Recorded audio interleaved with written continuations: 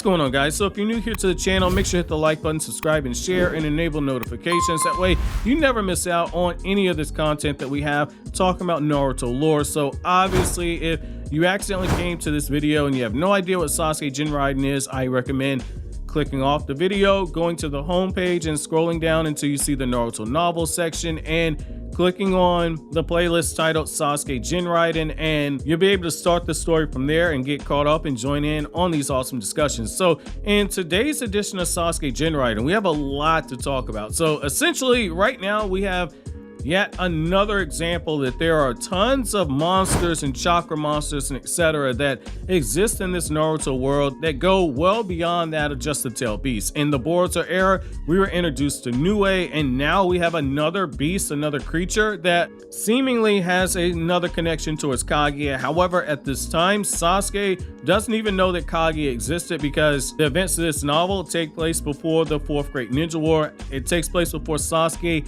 even joins the Akatsuki, though if you've been watching the videos from the beginning, you already know that. But the reason why this is so important is Sasuke, during this time, even though he doesn't know what it is that is before him, Sasuke knows that this Roen creature is something way too dangerous. And we get this very emotional scene where we find out that Kina is basically a Jinchuriki for this creature Roen, and we find out the story behind how Roen was sealed into Kina's body, what led to Roen going out on a rampage, and essentially Sasuke, as he's hearing all this information, he's once again, his mind has gone over towards Itachi, because when he sees how much pain all this information is causing Kina's brother Reishi, he realizes that Itachi having to burden all the sins of the Uchiha clan onto his own shoulders, and Itachi having to think about Sasuke's future in a way to protect Sasuke,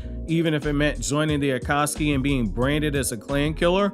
For a moment, the rage starts to eat up with Sasuke, but getting all this information about the Kodan clan and the burden that Reishi's having to carry, and the way that Reishi is looking at it, saying that if I try and extract the Roen from my brother would be dead within 10 minutes. And I like how what we're getting here is also a bit of payoff for the foreshadowing that was done earlier. If you recall, when Sasuke first met Kina, one of the first things that Sasuke thinks is that this kid really reminds me of Naruto. Naruto is an Uzumaki. Uzumaki has strong life forces.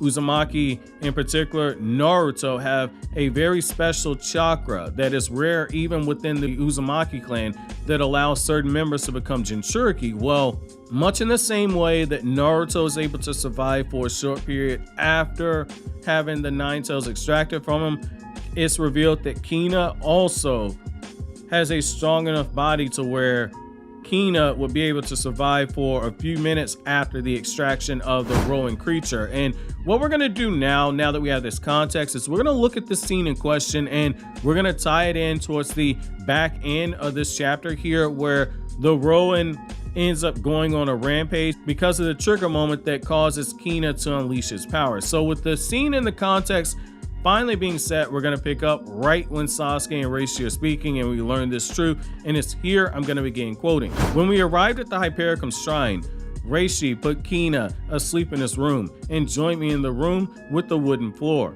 His face looked overwhelmed with fatigue, but his expression had returned to calm as usual. "Take this, it's ready," Reishi said, handing me the eye drops. Even without listening to his words, I immediately put on the medicament. I was about to tell you to use it with caution because it would cause a headache, nausea, and blurred vision, even low vision, Reishi said. My sight had become crystal clear and the pain suddenly subsided quickly. While I was wiping my eyes, I approached the subject again. "The thing I don't understand is how Kina manages to absorb chakra," I said. Before opening his mouth, Reishi stared at me motionlessly.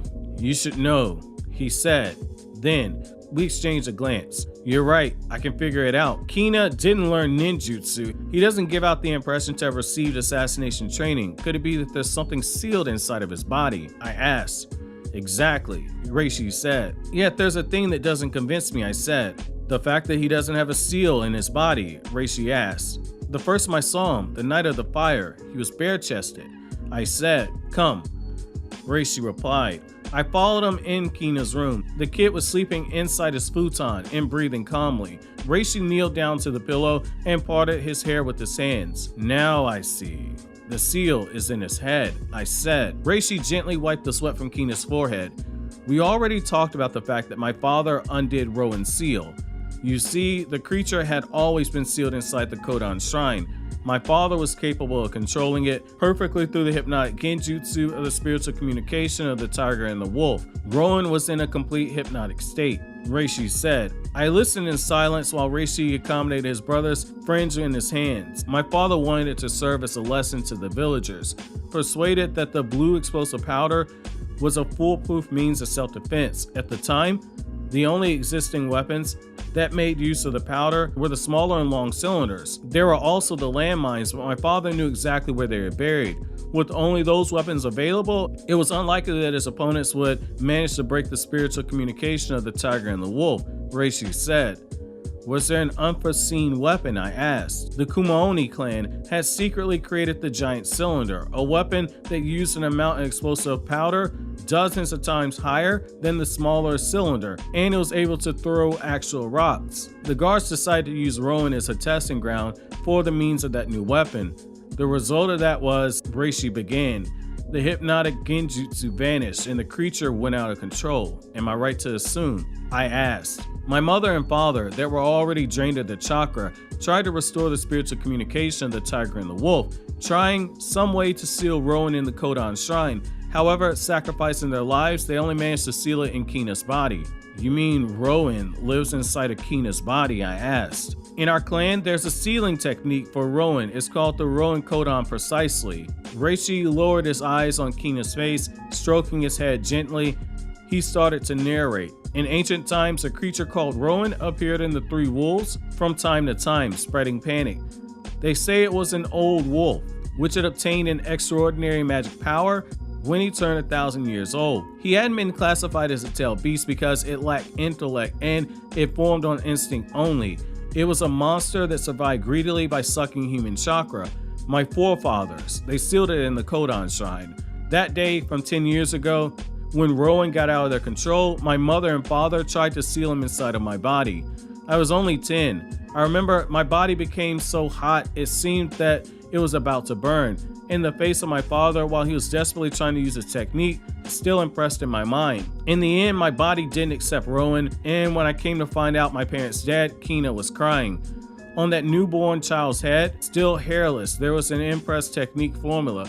The Kodan's blood that was flowing through my veins made me understand its meaning. Before they exhaled their last breath, my parents had bestowed the Roen Kodan upon me. In order to seal Roen again in the shrine, I had to set it free from Kina's body and place the seal on its weak point, which was on his back. It was the only possible way.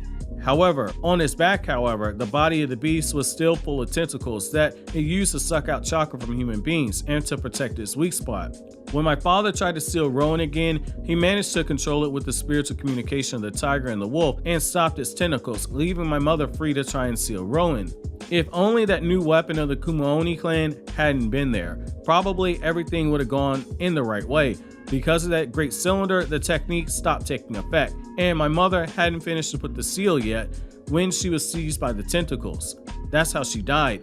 Left alone, my father couldn't completely seal Roen in the shrine. Luckily, the Roen Kodan that my mother used wasn't able to completely slow down the beast's moves. If it hadn't got like this, my father would have never been able to seal the Roen Kodan in his body. Do you see? With my strength alone, I would be captured by the beast's tentacles before I can reach its weak point. And there's more. Roen's chakra and Kina's chakra. They're linked together. If I freed the creature from the seal, it would absorb Kina's chakra. 5 minutes. No, Kina's strong. 10 minutes. That's the time he would withstand. If I weren't able to use the Roen Kodan sealing technique and sever the bond with Kina and the beast within 10 minutes, my brother would die. I won't make it. Keeping Kina with me somehow, some way, I managed to make it through all until today. Only recently until he started to sneak out at night. One day he confessed to me through his tears that he had killed a man. He said that when he came to, he found a mummified corpse in front of him. End quote. And so what I like about this right here is that we find out the whole reason why those butterflies are always nearby is that Reishi is using the butterflies to try and track Kina's location because he's used the female fireflies as a way to coat that mask that Kina wears, which also doubles as a way to hide the seal that's on Kina's forehead. By coating that mask, those fireflies are able to follow the scent, and anytime Kina goes on a rampage, Reishi's able to follow him. And every time that this happens, Reishi uses a genjutsu in order to hypnotize him and make him forget everything that took place. And what I like about this right here is that Reishi has a line where he tells Sasuke, I try to leave this village. I try to take my brother and leave, but every time Roen would start yearning for chakra, we would end up right back in this village. That's the reason why we stay here, even though we're not wanted here, because if I left, my brother would end up here. People would find out that he was the one killing people, and they would kill him because he understands that people by nature are afraid of the things that they don't understand. They hate what they can't conquer, and he's worried that essentially his brother will rightfully be seen as a monster, even though his brother has a very kind heart. Reishi doesn't know where to start when it comes to trying to explain to all the villagers what's truly inside of his brother's heart. And so what I love in this moment right here is that as Sasuke hears all of this, Sasuke's once again coming to another conclusion of that dream that he had about Itachi, where the young boy wearing the mask that looks a lot like Kina's mask ends up telling him, who's Itachi? For the Leaf, he was a good spy. For the Uchiha clan, he was a traitor. For the Akatsuki, he was a disposable pawn. But what was he to you, Sasuke Uchiha? That's basically word for word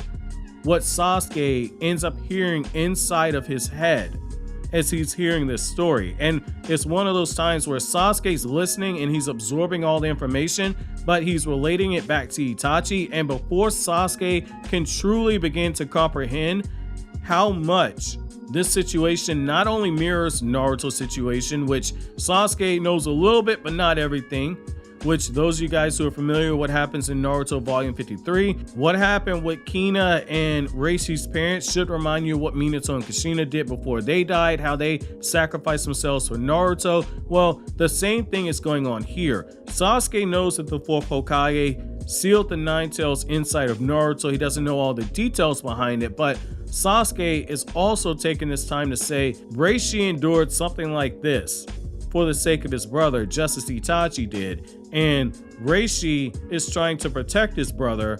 Is it possible that Itachi was trying to protect me, and that's why Itachi wanted me to serve the Hidden Leaf Village, because ultimately that's gonna be the best thing for me?